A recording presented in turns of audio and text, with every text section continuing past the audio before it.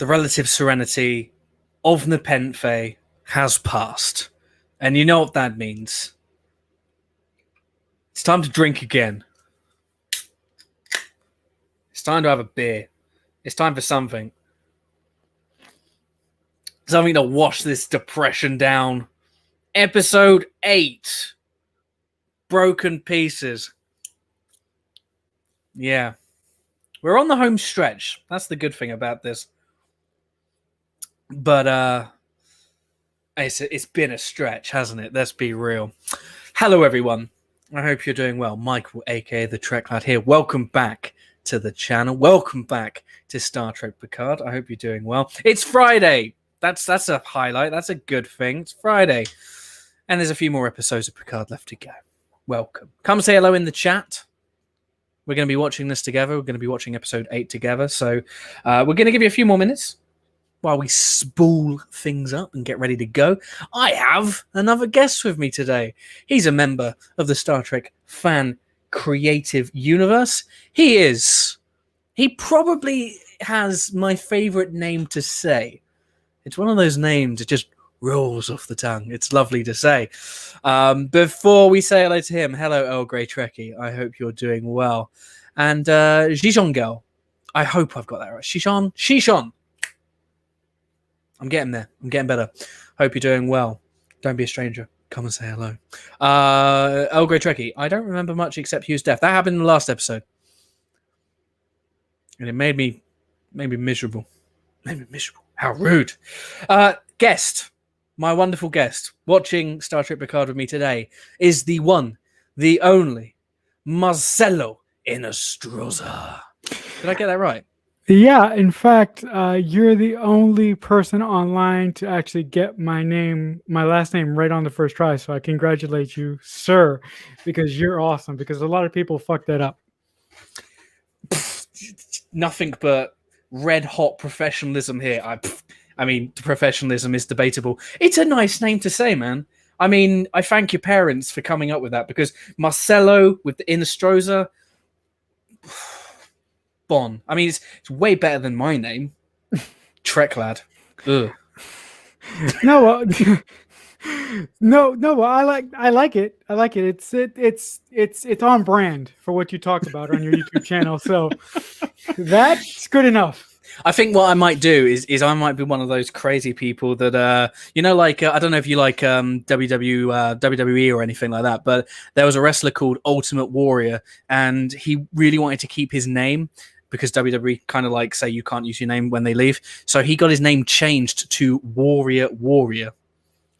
No, actually, when I was a kid, when I was a really little kid, I liked WWF before it became the WWE for a second there, but I can totally relate to actually having my last name officially changed because I went through a period there where I wanted to have my legal first name changed to my middle name. So, oh really? Yeah, actually, Marcelo is actually my middle name. My first name is Hector, the god of war in Greek mythology. So. Oh, wow. So your full name, Hector Marcelo Inostroza. Yeah.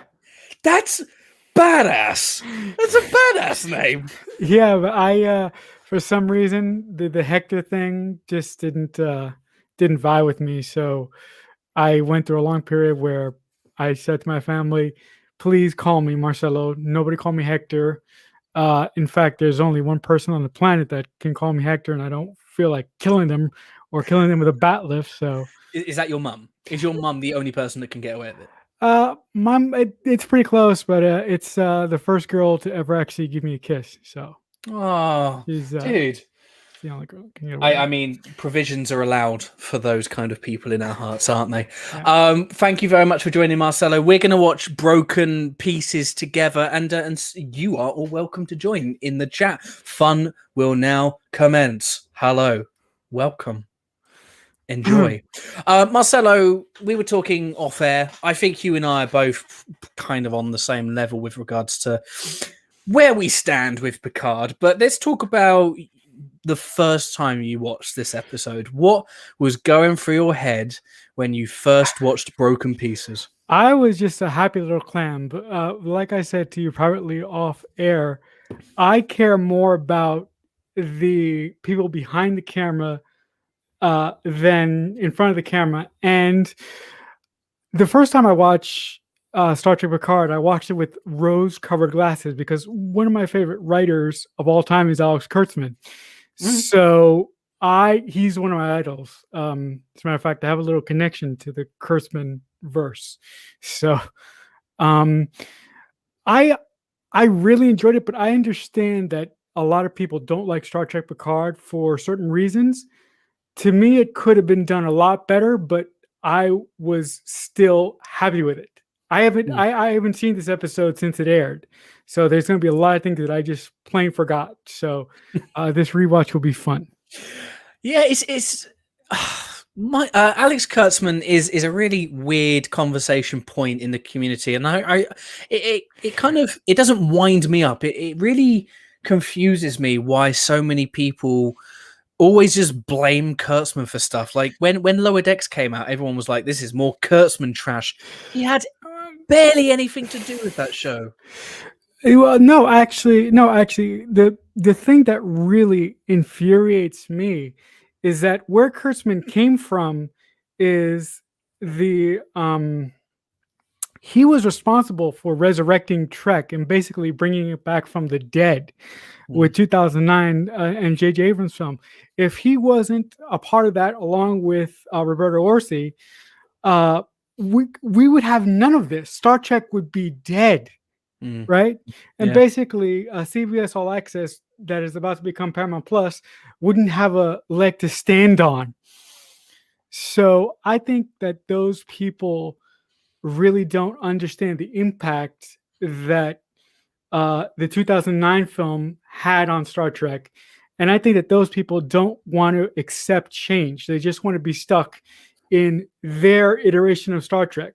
And for anything to grow, for anything to become things for other generations, you have to allow for change and different voices to be a part of uh, uh, your favorite TV shows. And if you don't like it, you don't like it. But don't make other people feel shitty because your opinions don't match up with ours. I think that's just be a nice person 101, isn't it, really? You know, Right. if you don't like something, don't watch it. I mean, you're entitled to say you don't like it.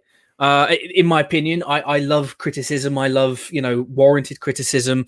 I even like some unfair criticism sometimes. But the moment people start lambasting and labeling people and attacking people because they like a bloody film or an episode of Star Trek, that's just lame, And you know how I feel about it. The people in the chat know how I feel about Picard. I don't like it, and I really didn't like it when I first watched it. But guess what? There are lots of people that did like it. There are people that love it, and who am I to tell those people that their opinions aren't a diddly squat? Really, it's unfair, Mhm. and it's just a shitty thing to do. I I'm with you on Kurtzman. Kurtzman and Orsi, I think, delivered one of the best original scripts in 2009. And what they did to give themselves the sandbox in which to create the Kelvin universe was brilliant. Mhm. Brilliant. And, a lot of people rag on the Kelvin movies as being very tonally away from the Star Trek that came before it. I think at least the Kelvin universe stuff was fun. At least it was fun. Mhm. You can we can debate the divergence all we want, but it was Mhm. fun and it was an entertaining movies, and really also got a lot of new people in as Yeah, well, that's right. which I'm very grateful for. It's great to see Star Trek flourishing the way it is. Marcelo, should we do this? Should we watch Broken Pieces? Yeah, well, in the words of a great man, hit it. Hit it. Like it. Guys, we're going to get going. If you've got your copy at home, obviously I've got the link for Amazon Prime users here in the UK. Follow that if you would like. CBS All Access stateside or however. Marcelo has it on iTunes. Yeah. That's cool. I'm going to do a countdown timer from 10. I'll hit 1 and then we'll go. And then we'll hit play.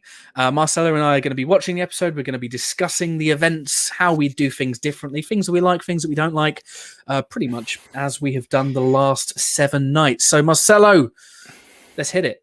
Yeah.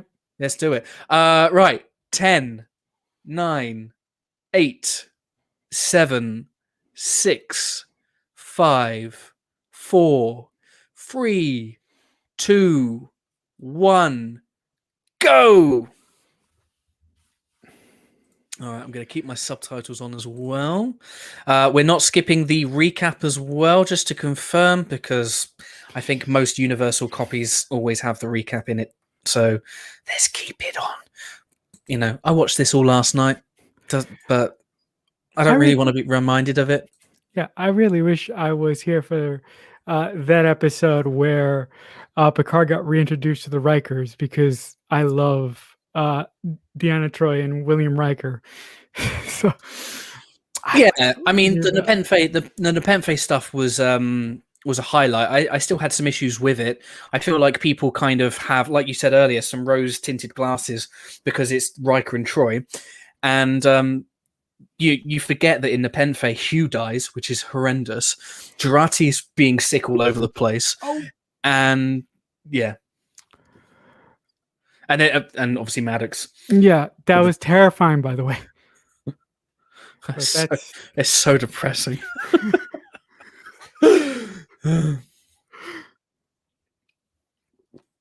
I can't remember much about Broken Pieces. Is this the one with? Is this the one where they explore Rios's traumas? I believe so. Everybody has a trauma in this show. Yeah, I'm not 100%. No one's healthy, which I guess is realistic, but for our world, not the Star Trek world. Oh, Nebula. Yeah, I like Nebulas. Nebulas are cool. Oh no! Yeah, oh bullshit. No! This bullshit. The ammunition. Ammunition.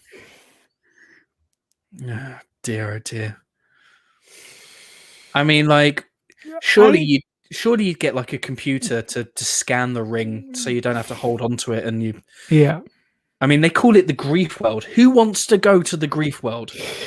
Do you want to go to the grief world, Marcelo? No, I don't want to go to the grief world. But as a writer, I sort of, well, you're gonna shoot me here, but I sort of understand why they thematically had to put this in there.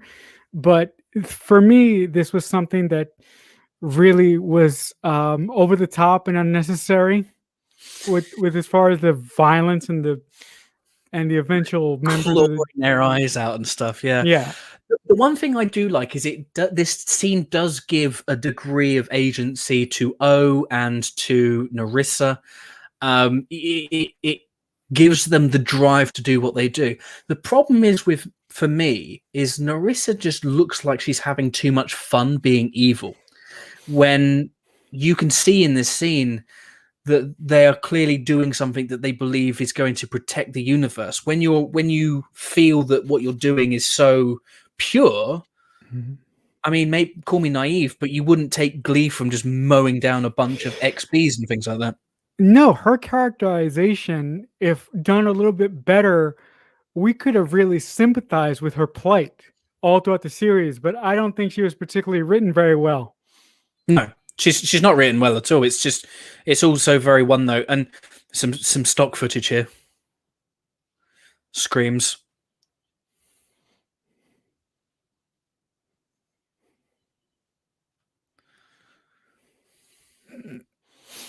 Oh God. All right. Oh. There we go. Jesus. I mean, surely there's an easier way to kill yourself. I mean, the person that phased herself in the face was probably onto the right track. Bludgeoning yourself with a rock? No, that's a little much. I don't. Yeah.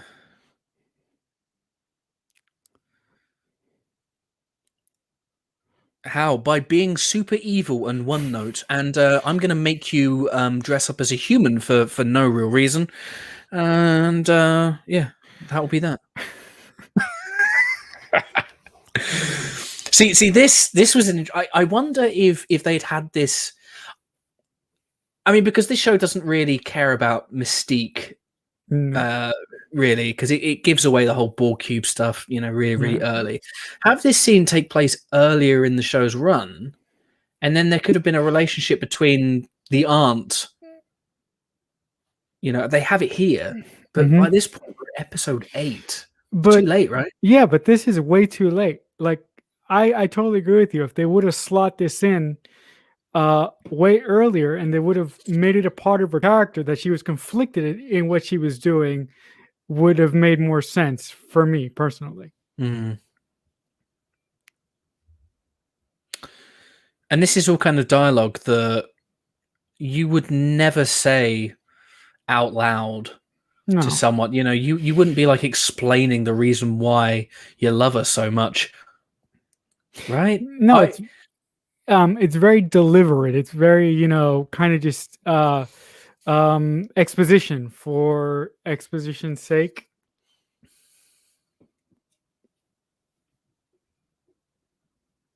I do like that line though. That gives you a little bit of a kind of an explanation as to why the Borg cube was affected in the way it did, because she has all this knowledge of the impending AI destruction that it would maybe send the collective insane. Maybe. I mean, it's still a reach, isn't it? But it's an explanation. Having unfortunately been in the position where I'm having a conversation with somebody while they're unconscious in a hospital bed, I said it reassuring things to them, told them that I'm there and that I love them and stuff, but I wouldn't explain the whole relationship that I have with that person. No, that wouldn't be necessary because that person or somebody else in the room would know the story. That's like it's sort of the magic of the TV writer. It's like you can say a couple of things, but surely a more powerful scene would have just been she sat there holding her hand, and maybe she says one or two things like, "I will complete our mission, Auntie," or whatever, Right. and then we know. Legolas. All right, Twitter. Oh, here we go. More violence. Oh, that can't be fun. Oh yeah, I forgot because he's pressed the Fenris Ranger locator that was on the Borg cube for no reason. Yeah.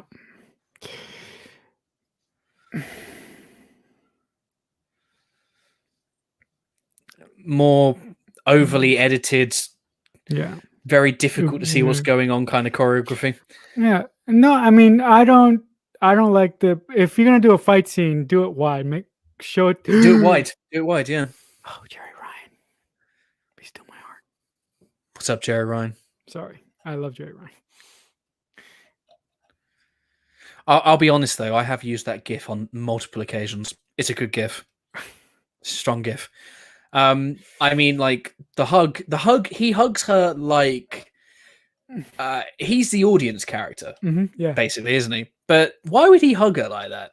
Like, I think because in some ways I still think that he's a child. He is a space ninja, but I think from a maturity standpoint, he's a child in some aspects, and I truly think he thought he was going to die. Which might be something of a reach, but you can correct me if you think I'm fucking crazy. He has. I'll never call you crazy. He seems to handle himself quite well, but I guess fatigue sets in. It all becomes a little overwhelming. I do wonder where all these Romulan forces have come from. Where were they? But some things you just have to accept. I don't mind the hug. I last episode I did. I had a Chris on yesterday, and the way he finds this Fenris Rangers locator seems very convenient for me. There's a lot of convenience in Picard. I love this score by Jeffrey Russo. Jeffrey Russo. Thank you. Yeah. It's a good opening theme. It's a strong opening theme. I'm not. There are. I've said this. I can't remember how many times I said this now, but there are moments of the score that feel very imposing of a feeling. But I mean, lots of scores do that, I guess. Here we go. Rios. Oh yeah. Han Solo of the Star Trek universe. He's a good-looking Han Solo, though. Let's be real. He's got a good name as well, Santiago. Yeah, Santiago. I like it. It's a strong name. If we were to combine his name with your name, Santiago in Astroza, that would be quite a tongue twister. Be fun to announce, though. Be fun to say.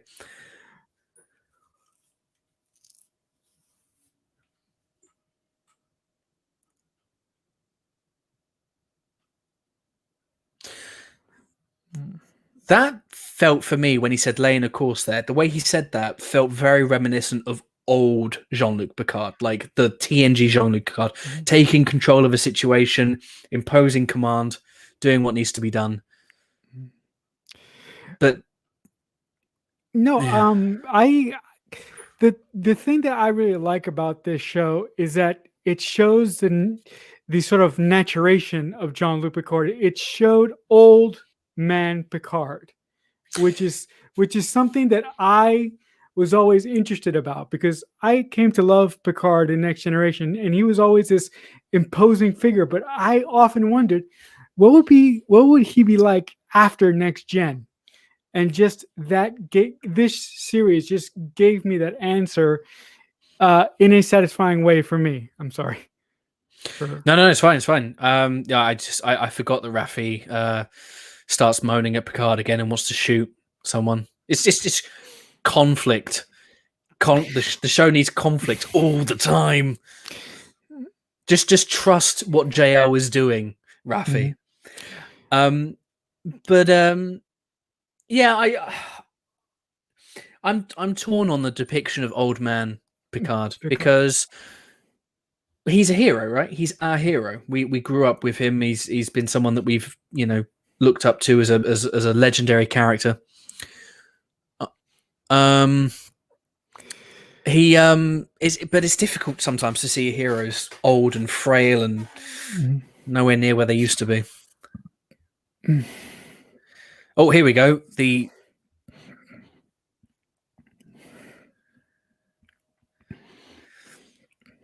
My biggest issue with Agnes's storyline is when she was killing Bruce Maddox, that the EMH just didn't turn up and be like, what's going on here? This doesn't seem right.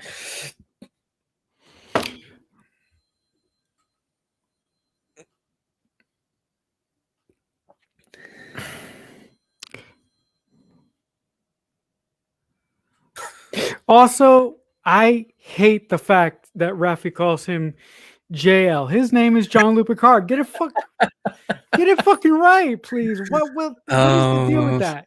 I don't have a problem with JL now. I had a problem with the first scene when she said it like 9 times. Like the score, an insistence that we accept this. Yeah. Just write it a bit better, and maybe it's quite a flippant thing for me to say, but yeah. No, it's just size. Oh no! What? Clancy's on screen. Oh, shut up.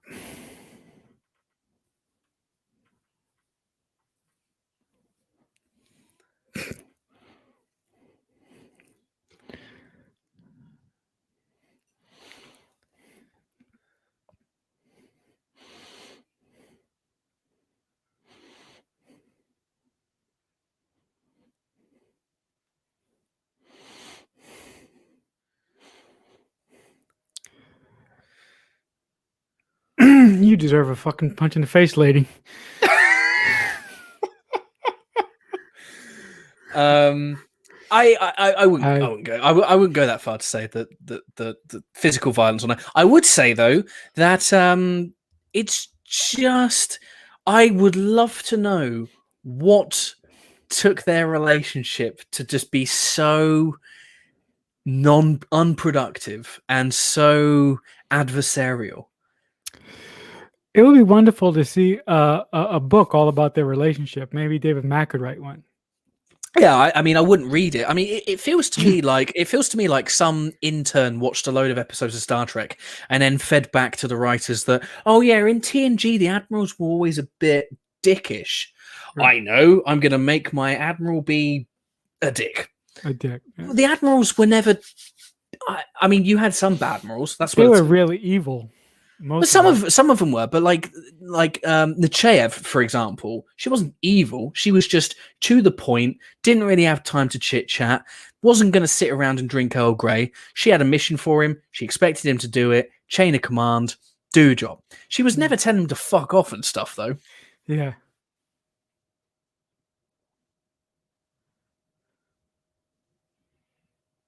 Oh, this is the episode as well that we get the multiple Rioses, isn't it?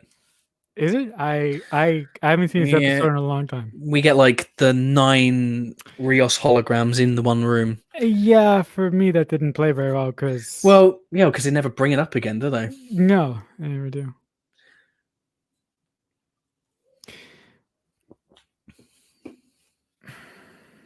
See, if you're going to introduce it into the episode with the idea of then going back to it in the finale, because Picard and Agnes are in trouble on the La Sirena, they need help, and then all of a sudden the holograms all beam in. They've got a crew, right? Then the odds have been evened, and they've got a chance. But they never come up again. They never see him again. It's weird. And people will go, oh yeah, but what about season 2? Season 2 is going to be a completely different story. They're going to new showrunner. New showrunner, new story. They might pick up on some thematic threads, but I'm gonna bet, and I'm not a betting man, but I would bet some money that they probably move away from a lot of what we see here. Yeah.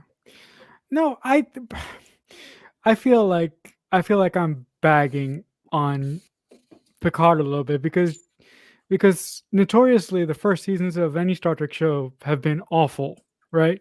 And to me, this first season had promise, but didn't quite get there. Which to make your point, you thought it was just shit, but I felt that there were some redeeming things about this season. It made me cross, and when you're cross, I don't think you think properly. You don't think straight. And on reflection, I think that it was very ambitious. It was a tonal radical departure. I think it was too ambitious. It tried to do too much. Mm-hmm. And I've said before, I think if you stripped back some of the indulgence, right, there is a really good story in this. There is something. There is potential here. Mm-hmm. I mean, even this scene, the whole. I think that this was potentially rushed. The dilemma. I have to save lives, but I have to give up some of my humanity in by doing so. She goes through this process of reintegrating herself with the collective, but then when she disconnects, there's no ramifications of it. Yeah, and that we see anyway. Yeah, and those collective robots are all chucked out into fucking space. It's like, what was that for? Yeah. I mean, there was an opportunity to turn this into a bit of a horror. Maybe the budget wasn't there, but if we're looking at this production and we're putting it on the same level as Discovery, this probably has an episodic budget of $8 million each. If we're to go Discovery levels, yeah, right. Also, when did the Borg have loads and loads of tiny robots on the outside? I mean, the ship would just regenerate. Again, that's something else. There's just so many disconnects.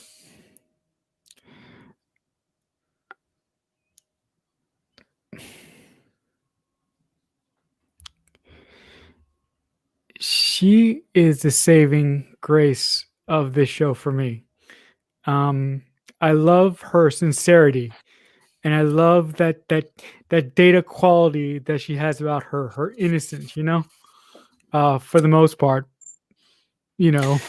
Yeah, the journey that she goes on is inconsistent, and some of the turns, I mean, particularly as we head towards the final couple of episodes, she does things that I don't really get.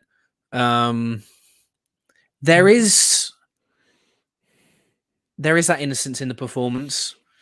Um, you feel you feel the turmoil that she's going through, the confusion. She's also been through a very difficult, you know, all of the stuff with Narek and all of that kind of stuff. You know, I it hate is that asshole. it is you know, she's gone through a difficult time. You know, to be told that you're a robot and your entire life is you know, is nothing but a fantasy or a program would be difficult for most people to take. I don't think the show properly explores that in these episodes. There's scope for that to be done down the line. I don't, as I've said before, I don't particularly get the android element. Like we've seen realistic androids before, but this is like a Cylon. This is like a Battlestar Galactica reimagined Cylon. Like That's a what great call. I what didn't think that. That's a great call. kind of like what is synthetic about her? Mm-hmm. What's the logical progression? How do we get from Data to Soji? Okay. But again, you know, there are some things, you know, at the end of the day, this is a sci-fi show. Yeah. Star Trek has asked us to take leaps for years and years. And there are some leaps that I'm willing to take. I'm willing to go with them on some things. And that's one thing that I'm willing to kind of go on. Right. She does certain things like the head tilts. They're fantastic. They're so reminiscent of Brent Spiner. But the question is raised, she's so perfect a human being. Why would she need to do a head tilt? Why would she have a tick? Right. She's perfect. Unless Maddox, you know, put impurities in her coding just to make her seem more human to the people who don't know that she's a synth. Like an artistic flourish. Right. Like a painter's signature. Yeah, that's doable. If I remember correctly, the scene that we're talking over right now is actually a highlight of the show in terms of the way it's written, the dialogue. I'll need to go back and check it. I think he says something that's very profound and very, very Jean-Luc Picard. Yeah.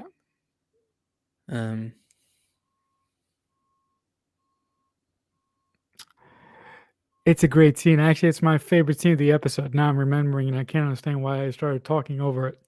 No, it's fine because that's what we do. That's what we do here. But yeah, there are moments of this show where you go, wow, okay, yeah, there is some really good stuff.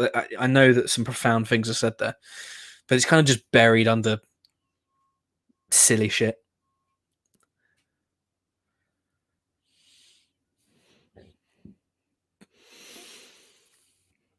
I mean, I do also like here the continuity of having your engineer be Scottish. You know, gotta have those stereotypes in space, right? It's a nice touch.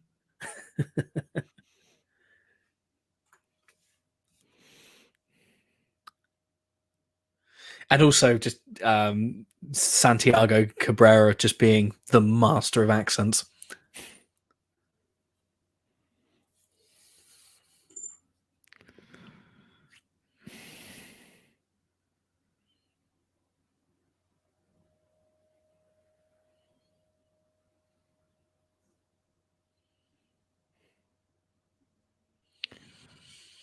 I'm trying to remember why this scene is a thing. Yeah, it's losing me a bit.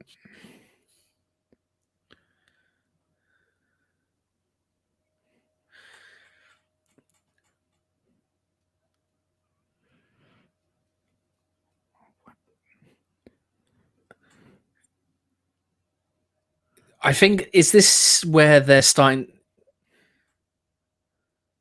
Is this the giveaway clue as to where the planet is? I thought they already knew where the planet was. Yeah. I think it is a giveaway clue.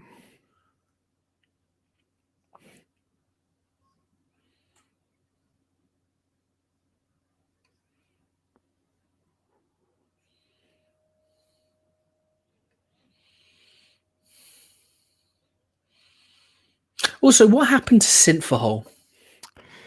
That's a good question.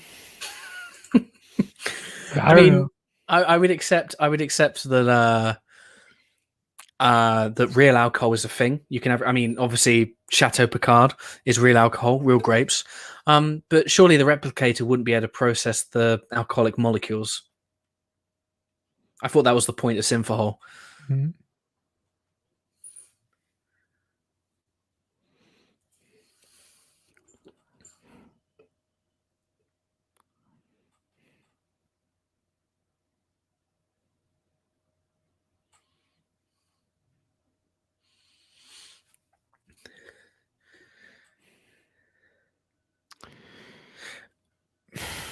Rios hates himself, right? Yeah. Rios does hate himself, Yeah. and he treats these holograms with nothing but. Ah, wait, okay, that makes sense, doesn't it? He hates himself for what he's done. We find out what he's done, Yeah. and he programs the holograms as his way of kind of taking things out on himself. I guess Yeah. I was. it's a lot of effort. That's a Yeah. lot of effort for Yeah. self-loathing.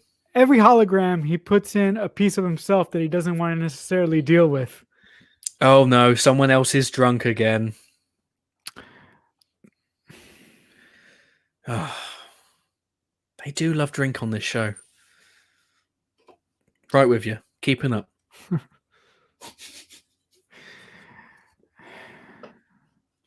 I do like that uniform.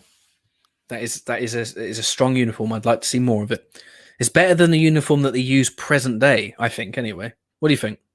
I love that uniform. It's got hints of TNG, and when it comes to Star Trek, I'm all about TNG. So I think that's a nice update. It's It's yeah, not it's like a nice. It's a kind of a logical conclusion, a continuation, isn't it? right.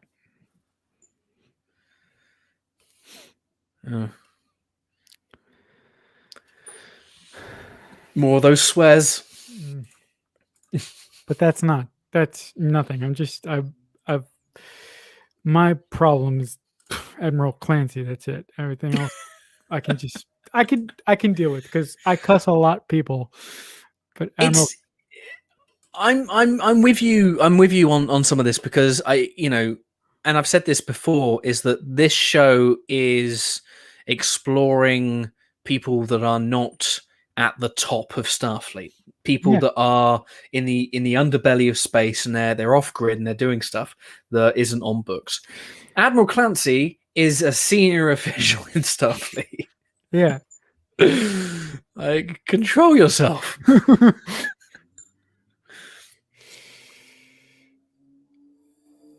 I don't like the fact that, I mean, like, so Seven mentions where is Hugh, but there's nothing really implied that they have a relationship other than a friendship, other than what she just tells us. And again, it's just more of that telling us, not showing us.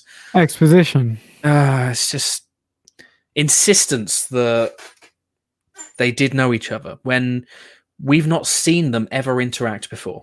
Mm-hmm. So when she, spoilers, kicks Narissa off the platform and says that's for Hugh or for Hugh, we're like, why did you care? Mm-hmm.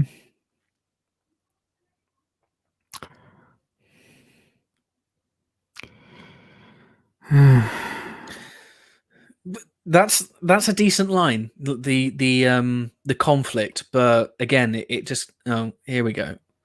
Here's the big Rios scene. Mm-hmm.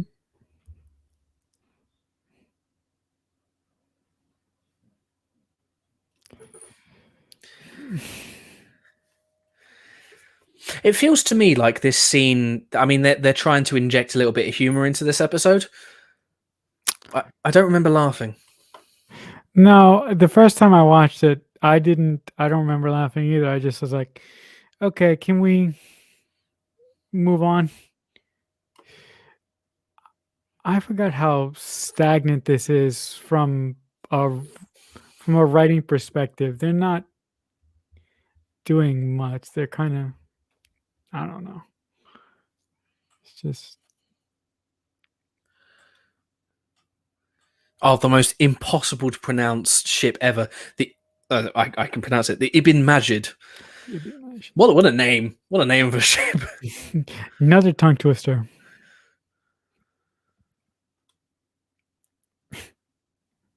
Okay, that bit's quite funny.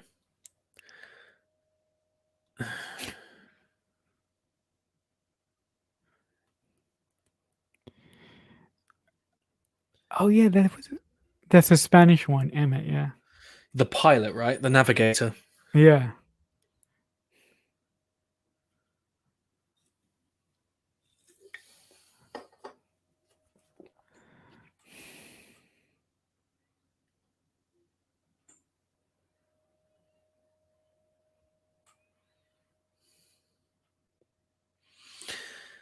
Rios is one of the strong points of Picard for me.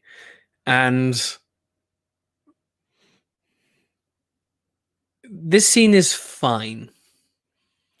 The scene is fine. I mean, it.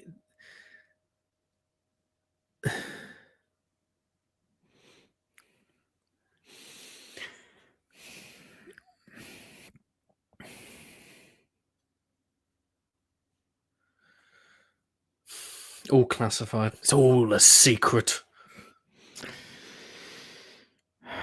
The Jadvas Evil Romulans. That was a genius idea. The Abermission.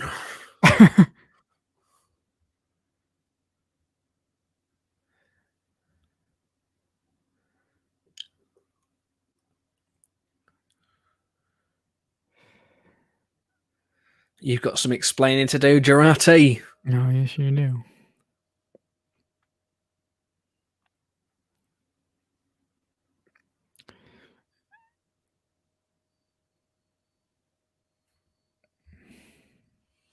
Is that bit's kind of weird because I thought their conflict is with the Jade Vache. Yeah. Why is it switching between Jade Vache and Tao Xia? I to be honest, I originally thought that I thought it was a Javash that controlled the Tal Shiar, but I could have just mucked that up. I like I never really understood that paradigm that they were trying to convey, I guess. Yeah, that makes two of us. Hello, Yum Yum Podcast. Hope you're doing well. That's for Hugh. Was also done with ADR, kind of showing that the show wanted to give that more weight. Yeah. It's. I think it's. I think if I remember correctly, you can't really see her say that's for Hugh or whatever she said. Just kick someone off a big platform. And I think Narissa potentially survived as well. There's no reason why she couldn't have beamed herself out. No, I hope that lady is dead. Well, no, I hope they kind of bring her back and actually give her some layers. Like, okay, now she has layers though. Now she has a reason. She has a reason to, she got kicked off a big building. Surely that her mission is now to extract revenge against Seven of Nine. Yeah. Conflict, shouting. How much do you think that Picard is going to just end with 3 seasons? Because I would love it to end with 3 seasons. Like I don't think they're thinking about like season 4 or 5 at all. What's your opinion on that? Well, I think the days of Star Trek shows running for 7 seasons are done. Like, I don't think even with Discovery, because no, I don't think Discovery is going to run for 7 seasons, and that's not because I don't like Discovery. I think that the economics of TV are different now. Okay. And I mean, I could be wrong. Shows like The Walking Dead that run with a shorter, they've run, that's what, 11 seasons, but The Walking Dead has gotten shit. Yeah. Lapsed fan here, and I think with Sonequa Martin Green starring in Space Jam this year, I reckon that's going to open up so many opportunities for her. I think she's really set to probably break into the Hollywood elite. I think she's going to go and make movies. I think Doug Jones is he's already a movie star. I don't think he's going to want to be. Yeah, I don't think he's going to want to be tied down to this show for years and years and years. So what's your number? How many then? Hard to say. I think 5. I think we're going to get 5 seasons of Discovery. Okay. Sorry. What do you think? I I would l- I would love 7 because I really love Discovery. So I would like it to go that traditional, that traditional Star Trek 7 season run. Yeah, I mean, But yeah, I never really understood what it was with 7 seasons of a show. I know that they stopped TNG after 7 because they were doing Generations. They were like, "There's nothing else we can really do with this," and then it just kind of became this number that a show would end on. It's really getting to the acceptable number of episodes for syndication, right, which right. obviously doesn't matter anymore No, I was because. going to say more. But yeah, I mean, all these people that are going, "Oh, Discovery's been cancelled," and it's I cannot stand that shit. I it's just boring. It's Yeah, just boring. And when people are actually posting, when Raffi posted a picture of her season 2 script journal or whatever it was, and she's like, "Yeah, about to start filming season 2 of Picard." It's like she's clearly about to do season 2 of Picard, and you still yeah. get these people like, "Oh, it's been cancelled. It's not happening, bro." By the way, this past week I think it was I spoke to the new showrunner of Picard. Yeah. Yeah, and he's a really nice gentleman. He did 12 Monkeys, the TV show. Oh yeah. Yep. Yep. He's I think the thing is the people that run Star Trek, the people that are currently in charge of Star Trek, they're all nice people. They all want to do good things. They they all do. want to use Star Trek as a platform for positivity. Yeah, Um, I but think I think some of the writing isn't that great. mhm, By the way, this is a crucial scene here. We're on the explanation as to kind of what happened on the Ibn Majid. The beautiful flower,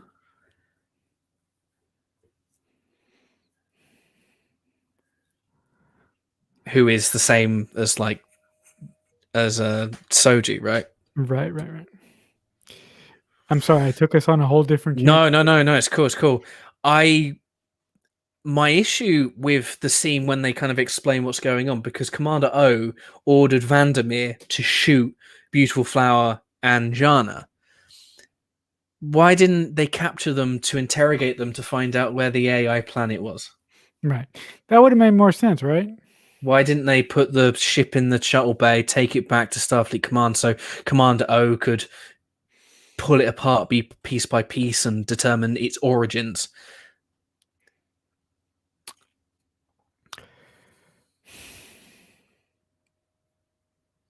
It's it's never explained. No, it's just like disregarded, right? It's because we don't want us to think about it.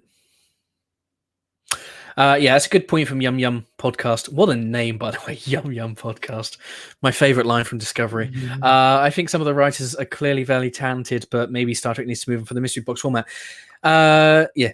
But the mystery box thing is a JJ thing, and look, JJ Abrams. All disclosure, JJ Abrams is my favorite writer director working today, and I think that Alex Kurtzman in particular took lessons from JJ, but he doesn't really use the mystery box in the same storytelling uh, way that JJ does.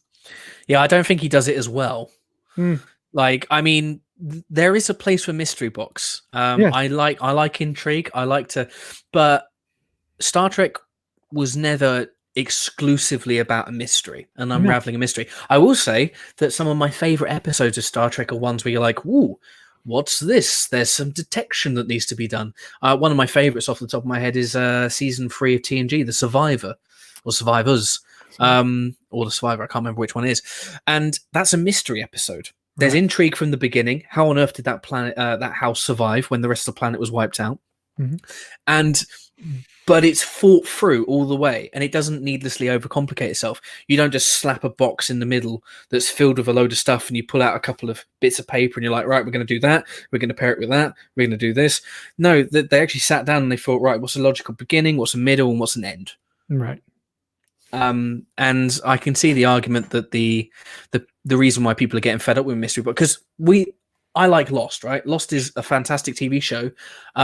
Problem is though, is it struggled in the end to justify the setup. The intrigue. What's the island? What are they doing there? Is the reason why we got so invested for 4 years, and then it kind of fell apart as Yeah, we found out more about the island. It's like, oh, that's not that interesting. yeah. We got to talk about Lost. I have something to tell you about Lost that you're going to be very excited about, but we'll do that later. Okay. Yeah. I mean, we're just getting stuff. Yeah. I don't know what's going on here. Oh no! This is when. Oh no! Narissa's shooting everyone again. Yeah. Oh, this is just miserable. Run away! What are you doing standing there? Run! You got a mad woman with a gun. Ugh, characterization. Come on. It's just, but that it's. She looks like she's enjoying doing it, Yeah. No, which she's not. She's not particularly balanced as a character. She was balanced a lot. If she was balanced better, your fault, Michael Chabon. but She would have worked better, just right? I mean, we see her in the first scene of this episode where she's forced to doing things for the greater good. She's seen the future. She's seen the fate of the galaxy. She has to take drastic steps to survive, to ensure the survival of organic life. Right. That's awful CGI, by the way. That is dreadful. I like the green eyes though. That's cool. Yeah. Mm. She needs to do this. Yeah. But for what like what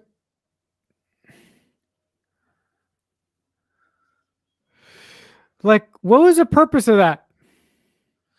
No purpose at all, right? I mean, from the Romulans' perspective, I think that's a shrewd move. They don't want. No, They don't they want. don't care.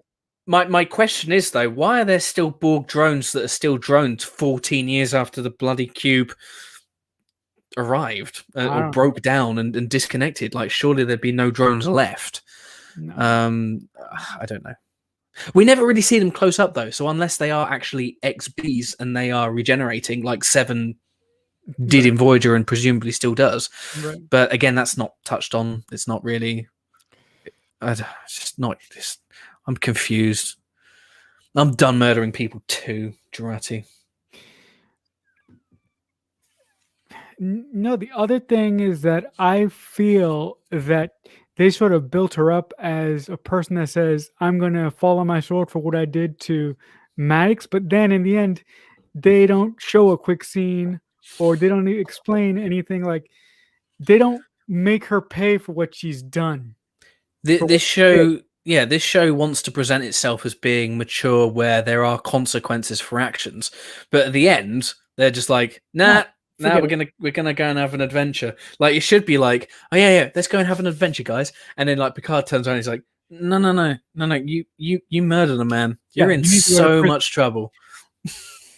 No, I mean she's redeemable. She's redeemable, but she has to. I feel that it would have made so much more sense to make her. I wish she would have ended up the season in jail or in some Starfleet prison somewhere, right?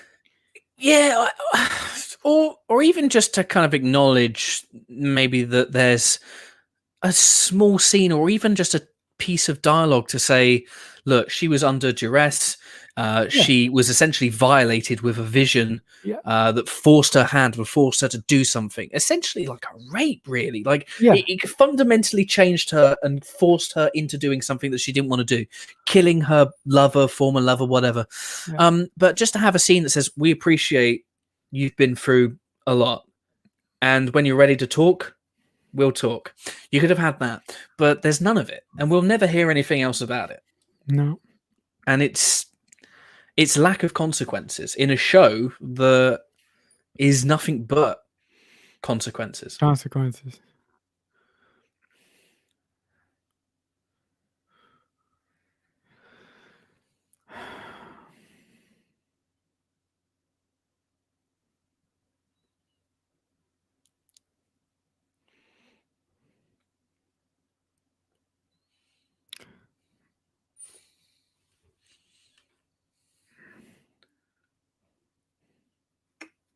That's the word. Admonition. Admonition. What a cool word. That's not such a cool word. Jadvash. Sounds like something I'd say after a few too many beers. Jadvash.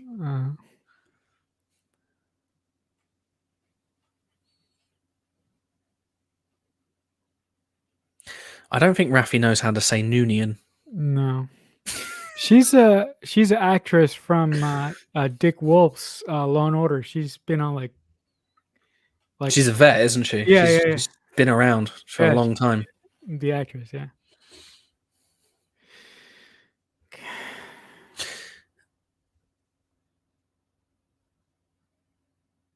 See, this is the concrete evidence that Raffi was talking. You haven't seen it, but in episode 3, Raffi talks about having concrete evidence against the head of security, and obviously she's bringing it up now.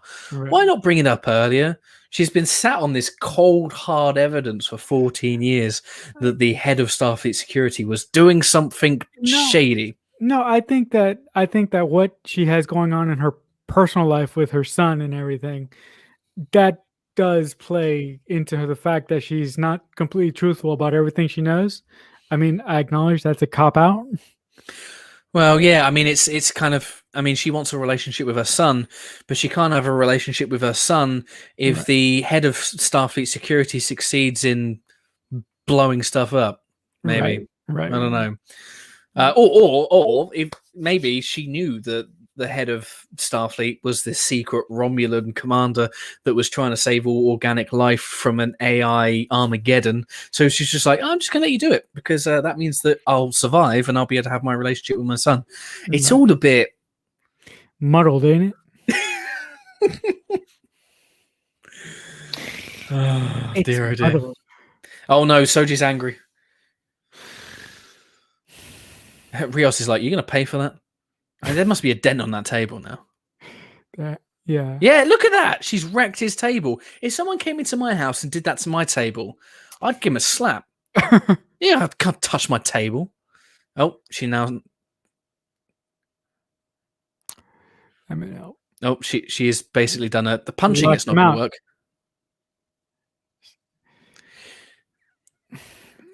Now, as soon as this is over, I'm going to watch the whole season. I mean, she is activated now, so it makes sense that she would understand ship operation. She'd know how to do stuff because her father, Data, if he wanted to take the ship over, he could just do it. It's easy. He could.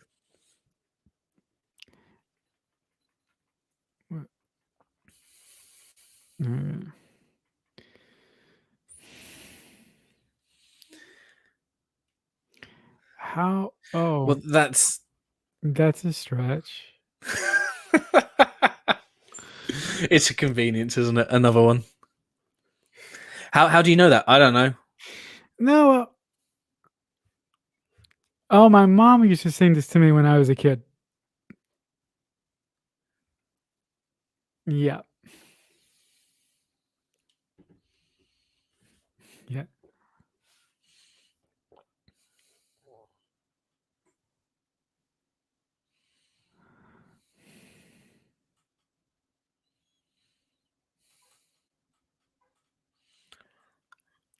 Surely Rio should just be like, this is my ship. Get out of my chair. No, but in the same breath, he's who he is. So I know, but here he doesn't know how to fly the ship. In the next episode, he does. Yeah.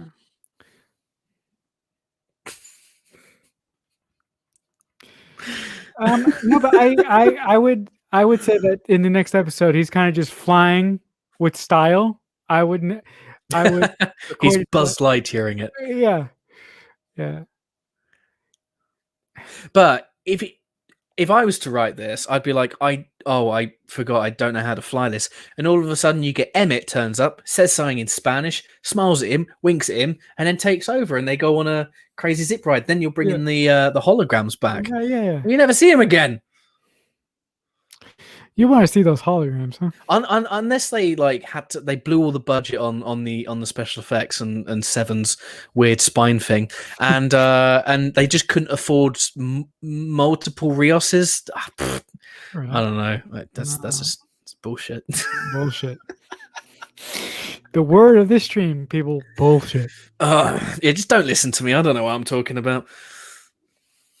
Oh, Romulan ships. Like, even the Romulan ships look boring. Like, do you remember when Romulan ships, like when you'd see a classic TNG Romulan ship, you'd be like, Yeah. oh no, something's happening. No, all the ships in Picard, I will admit, are a little bit cut and paste. Oh, she's doing that thing again. Uh, Like, why are liberated XBs now I, zombies? Like, Seven wasn't a zombie. okay. Those ships are so ugly. Yeah. Cut and paste, right? I'm not a Like, ship, yeah, I'm not a ship guy, so that doesn't bother me. But yeah, I see where you're coming from because I know you a little bit.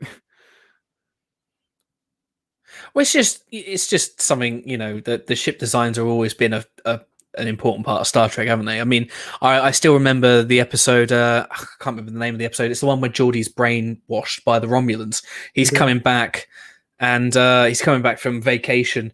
And in the rear window or the front window, you see the Romulan ship decloak, and you're like, oh, Right. Romulan ships used to have this formidable appearance. Those don't do anything. Mm.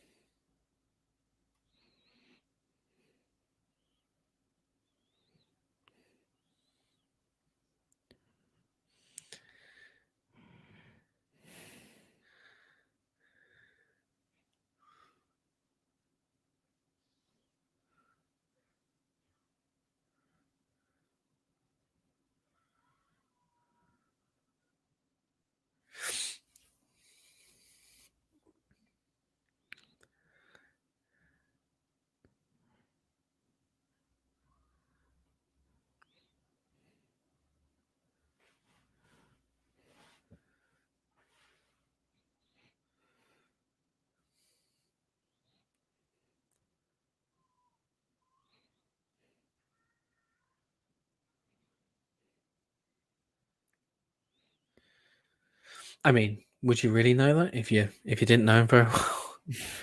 So I walked past someone on the street. I Yeah, have they seem like a good man. They seem like a good person. I have a feeling. I have a premonition.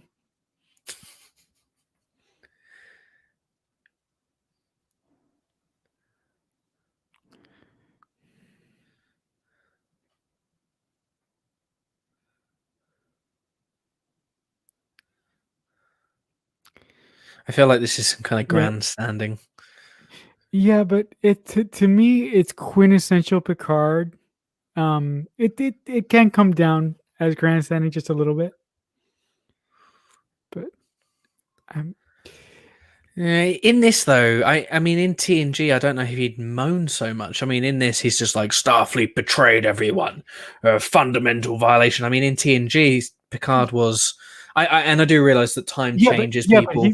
but then he's when he was in TNG, he was in his prime, and when he's in this, he's towards the end of his life. For God's sake, so it's So he's a crazy old broken man then.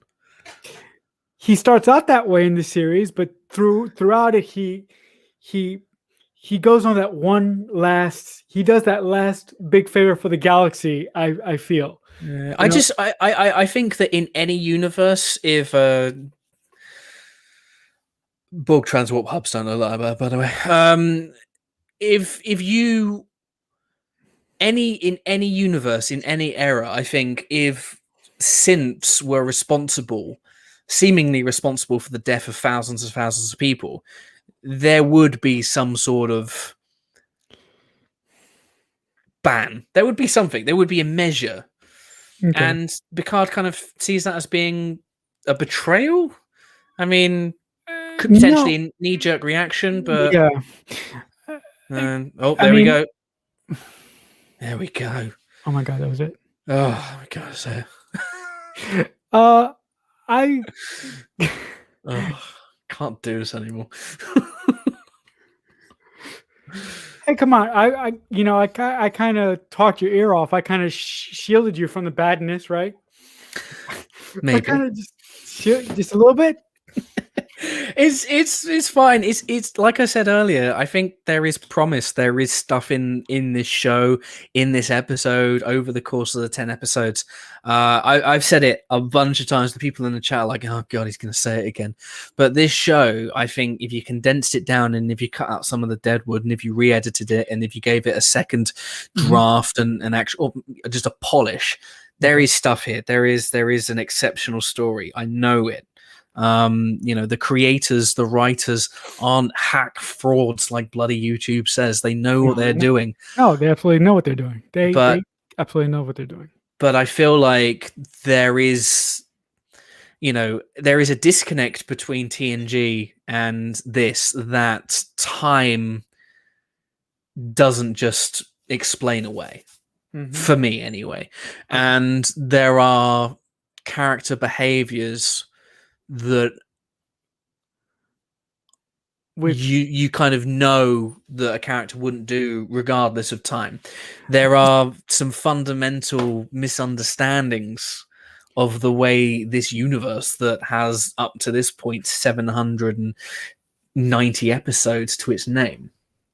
Okay, but when you say those fundamental differences, are you speaking on just a character standpoint or a universe standpoint? Because, excuse me, I'm sort of thinking that you're just zoning in on the characterization of Jean-Luc Picard, or are you like not just the characterization of Jean-Luc Picard. I mean, we were talking about it earlier on, the way the Admiral behaves, the way the Admiral talks to Picard. That's a good example.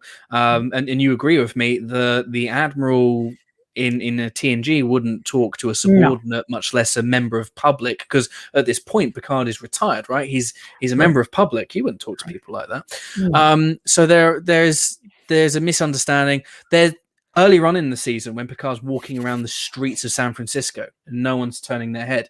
He should be a celebrity. He should be a head turner. He should be. His name is known on every in every city, in every town all across the planet, not just on Earth, but in the solar system and beyond. He's one of the most famous men in the quadrant. And he goes to the front desk of Starfleet, and the guy goes, "Who are you? What's your name?" And it's like, I mean, they do that to get in a bit of a laugh of Jean-Luc being a man that's been away for a while, but they've probably got a statue of him somewhere. I mean, he saved Earth on more than one occasion. But moving away from Picard, though.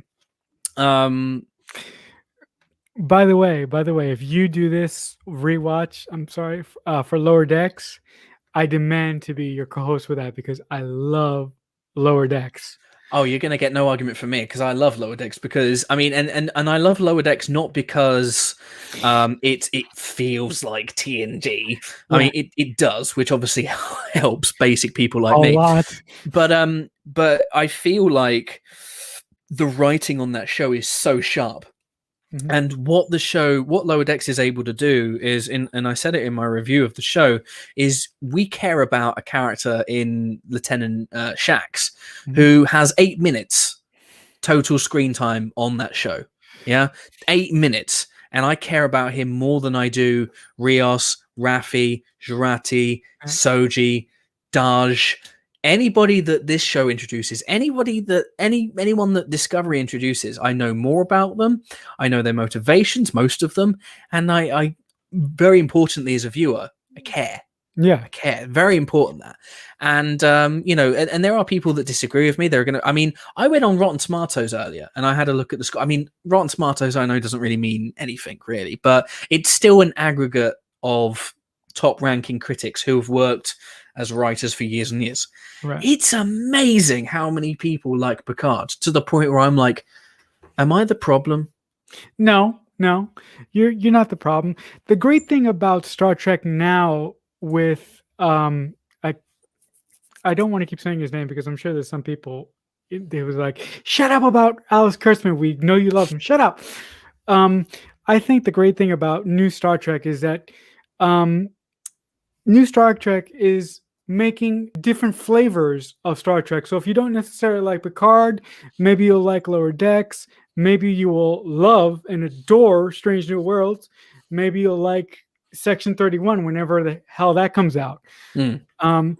But I love that philosophy that Alex Kurtzman and his company, Secret Hideout, are taking. That they're making Star Trek more broad in as we move forward here.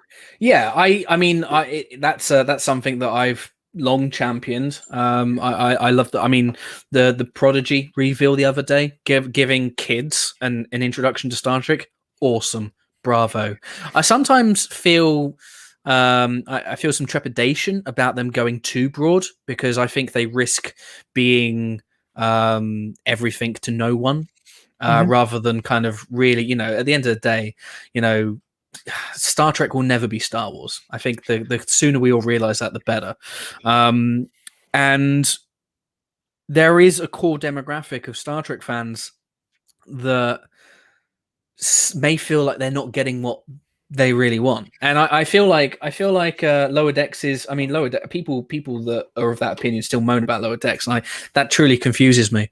I think Strange New Worlds hopefully will give people I think that I don't feel that the Star Trek community is as fractured as it was when I started watching the first season of Star Trek Discovery, and that may be because I found this happy pocket of Star Trek on Twitter, but I think there are always going to be fans out there who just want what they had when they were a kid, vis-a-vis the Rick Berman stuff, or if for someone older, vis-a-vis the '60s stuff.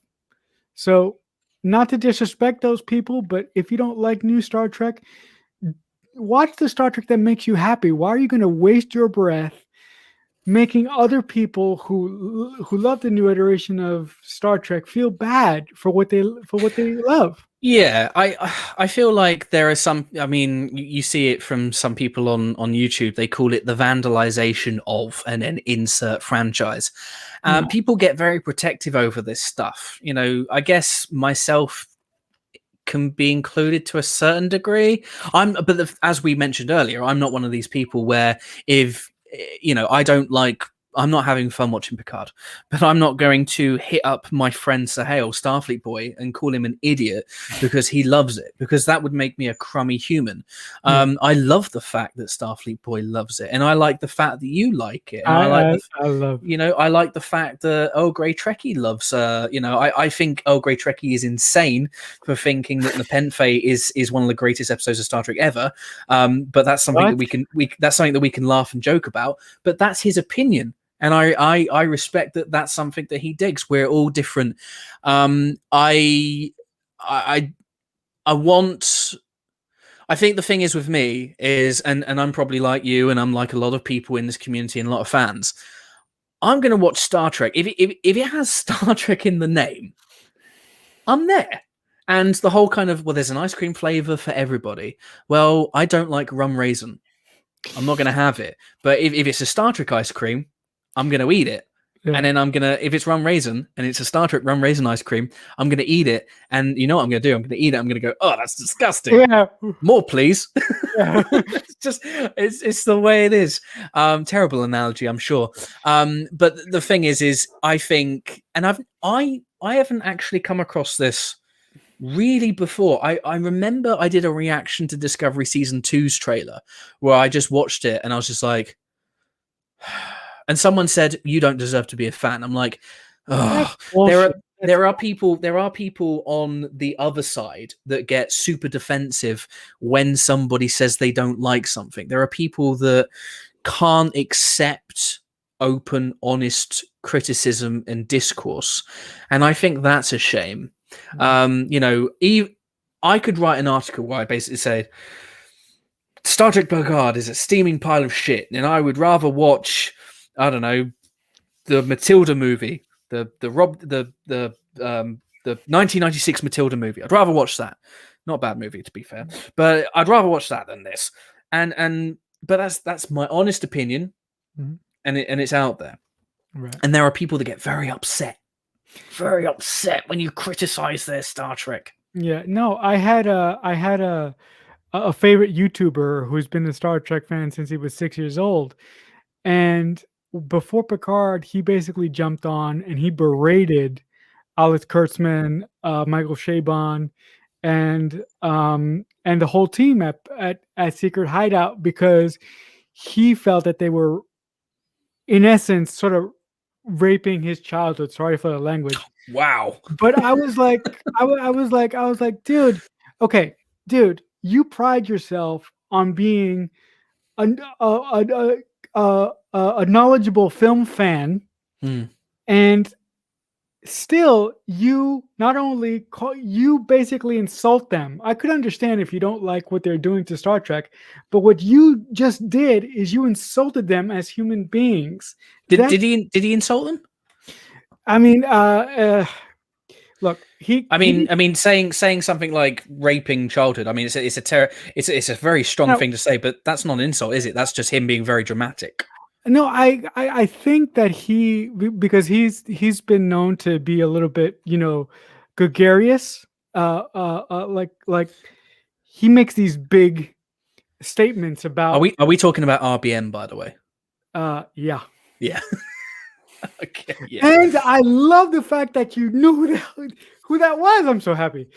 Well, I'll give you my 2 cents on RBM. Okay. I actually think that he's a very smart man. He's very creative. And with regards to Legacy Trek, really knows his stuff. I mean, he got close to the show's production. I think that he's a little bit. I think he pumps the hate a little bit too much for my liking now.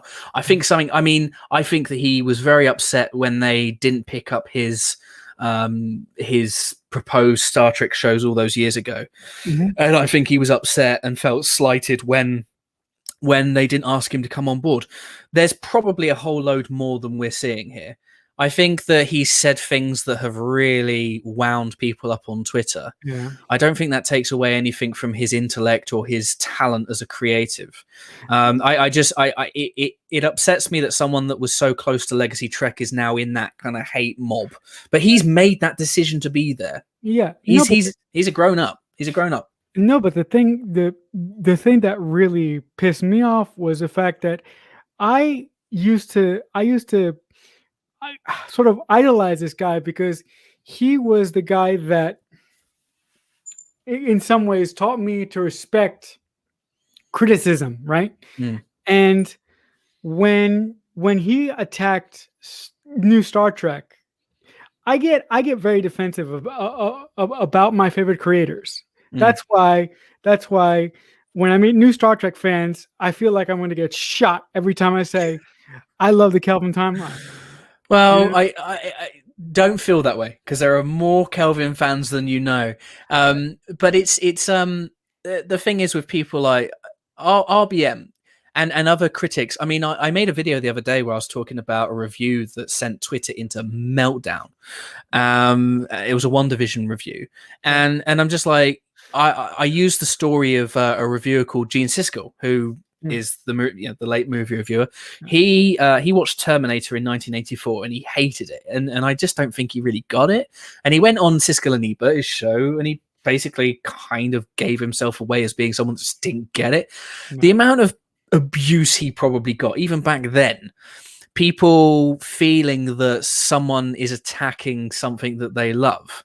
There's a big difference between, and Robert RBM is, he's well within his right to express his opinions however he wants. However, if he attacks people, that's not cool. That's not cool. Look, and I may be remembering his video in just in a haze, but I really found his comments to be inappropriate and not correct. I mean, you cannot like something that somebody does, but what he said about, again, people, Alex Kurtzman, Michael Chabon, and Akiba Goldsman, even before he saw Picard, I was like, dude, come on. Yeah. I do think that when people criticize something and they've not even seen it, that kind of sucks. I will say, though, that whenever I see Akiva Goldsman's name next to anything, I'm always reminded of the fact that, yes, he won an Oscar for A Beautiful Mind. But guess what? He also wrote Batman and Robin. He's never... I can't forgive him. I can, but it's a smear. I know what you're saying. The thing is I do feel like people like RBM, I think it's important to have them because It is. you need to have both sides of the conversation heard. And if he says something that's total nonsense, then somebody on the other side can pick apart that argument and then call that person out for making bad faith arguments. But I do feel sometimes, and I watch some of his content from time to time, not very often, but when I do, I think that he's articulate.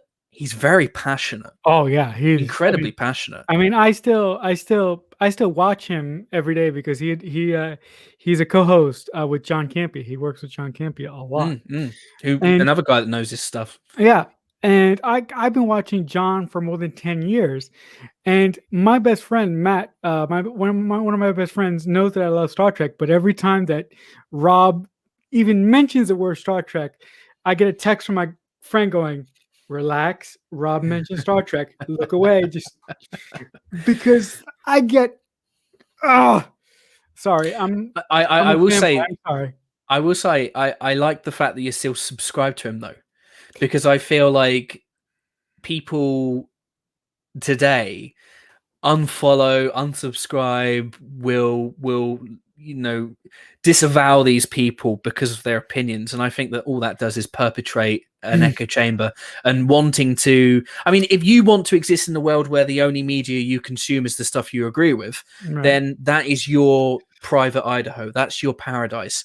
Right. That's not for me. I mean, I think I've mentioned it before. I watch everything on all sides. I'll watch. Oh God, I'll watch. Is it Nerdrotic? I'll watch his stuff. I'll watch Critical Drinker stuff, and then I'll watch BreadTube stuff. I'll watch stuff from all sides of. I'll watch positive trekkers, anti-trekkers. It doesn't matter because I think it's important to see what everyone is saying about something. No, but for me personally, the toxicity that grew from the Kelvin timeline and sort of was unfairly put on Star Trek Discovery, that really made me unhappy, and it really started to affect me emotionally. So I had to find a more positive subset on Twitter to talk about the new iteration of Star Trek that I love on TV, because I saw the pilot of Discovery and I went online the next day and I felt so awful because I thought I was the only one on the planet that loved the pilot for Star Trek Discovery. The only one that saved me and sort of reset my sanity was what's his name? The Trek collector. He wrote me one tweet that said I love it too. And then boom, you're not alone. Yeah. You're not alone. And then I started putting myself in happy Star Trek fan groups. Yeah. If that makes any sense. No, it makes total sense. I mean, at the end of the day, we have to do what makes us happy, what makes us comfortable. I do think I'm probably one of those weirdos, but at the same time, why does this channel exist? Why am I on Twitter? Why do I do all of this stuff? Because I like to have happy, positive discussions. Now I know we've just got done with Picard rewatch. Once this rewatch is done, we're going on to better things. You get this stuff out of the way, then you've got a treasure trove and Aladdin's cave of content. But no, I'm with you. It doesn't give me joy to sit here and go, well, that sucks. That's rubbish. I don't like it. I hate it. I wish that Picard made me happy. But at the same time, I'm not going to pretend just for clout and likes on Twitter. It doesn't interest me. It doesn't interest me. I'd rather be myself. But I'm with you. I'm with you, Marcelo. And the reason we connected on Twitter because we want to just have a good time with Star Trek, right? Yeah. No, and I have to. I'm gonna mention this to you again privately, but I have to say thank you because you were the first person to invite me to a Star Trek fan panel on YouTube, and my parents were very, very excited, even if they didn't truly understand what the hell Twitter is, but they were very, very excited when I said I'm on this virtual Star Trek panel.